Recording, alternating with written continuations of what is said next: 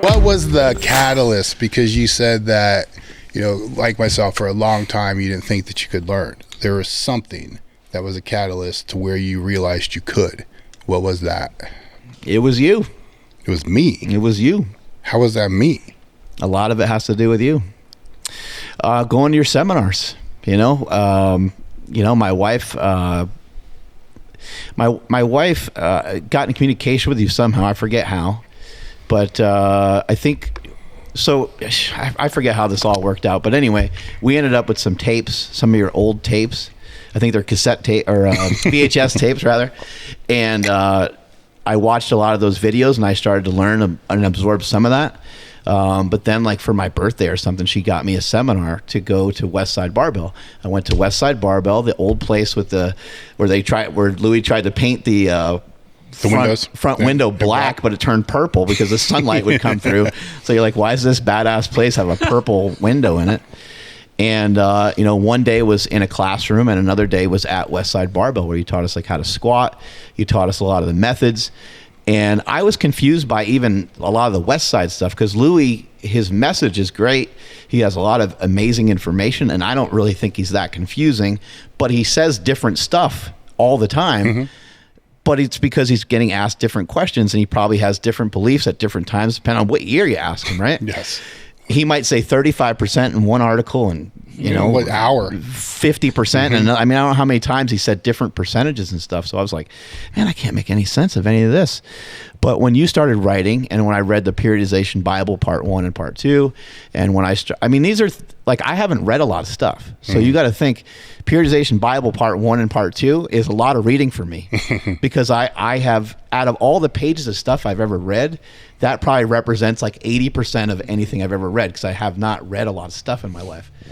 So a lot of it has to do with you, and a lot of it has to do with going to that seminar where I started like piecing stuff together. And when you started explaining the conjugate system, it was maybe like the Matrix, where the guy's like, oh, I get it. And then he wanted to learn jujitsu, and he wanted to learn all these other things. And it was like implanted into his brain. Everything made sense to me. Bodybuilding made sense to me.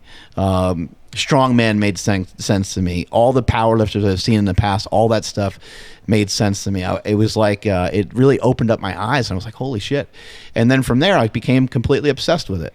Probably like yourself, like it didn't matter if I was taking a shit or watching TV. It didn't matter where I was or what I was doing. I was thinking about a squat, or thinking about how to get better on the bench, or thinking about how to get better on a deadlift.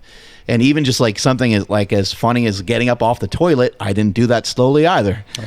Boom, yeah, you fucking explode.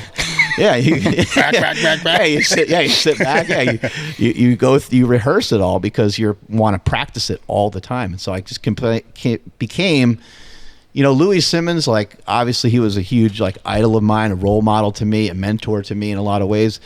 But seeing your stuff made me have a much better understanding of it all, and it made me completely obsessed with it all. People wonder why I do this. So it's your fucking fault. It's not a good thing. It's not a bad thing. No, it's bad. No, it's not a bad thing. I can't stop thinking about it. If you go on and help thousands of people. No. Going back to what we talked about earlier, amazing. If you can help somebody else and they go on to help thousands of people, does it really matter? How much money you make? Because there's right. Thousands of other people that are helped because you help one person. I don't fucking know this. I didn't know this, so fuckers, don't do this to me. But that's why I do what I do. That's why I've always done what I do, because it's not what I can do, it's what the people that you help can do. And then there's people that you've helped that are going to go on and do bigger things than you do. And then on and on and on and on. So that's where my grumpy old man, as we talked about, that's where it comes from. Because what the fuck happens to us all if that stops? That's fucked up. It can't. So I'll keep being grumpy. I'll keep pitching. I'll keep, because I don't ever want that to stop. Because this shit that we do, that's so stupid, this weightlifting stuff that our parents told us, what the fuck you doing this for? This stuff. Man, it changes people. It changes their lives. It changes other people's lives. It does crazy things that otherwise wouldn't have happened, for people. Maybe you find something else, maybe not, but it isn't, and this is what I know, what I'm saying? When it's all you fucking roll with it and you figure out how you can roll with it the best way you can. Well, it makes you feel good, and it's really empowering to know that you know something. You know, somebody asked. That's what built up a lot of confidence in me. Obviously, my own lifting and a lot of that stuff was huge too. But when somebody would ask me something and I would say something, I would like hear myself, and I'm like, I think that was actually a pretty good answer. Like, I think I'm actually like picking up some of it. It makes you feel amazing. And then you actually see it work. Yeah. That blows your mind. Or you say something to somebody, and then, 4 weeks later, they come back to you and you're like, hey, dude, remember I asked you that deadlift question in the gym? And you're like, yeah.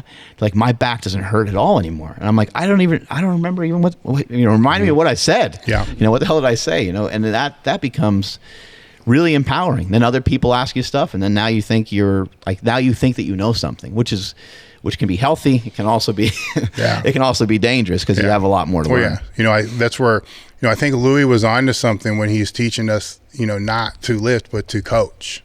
Because then you coach, then you can help other people coach, and then it's like a snowball. It just keeps building and building and building from there. I came from the mud. There's dirt on my head.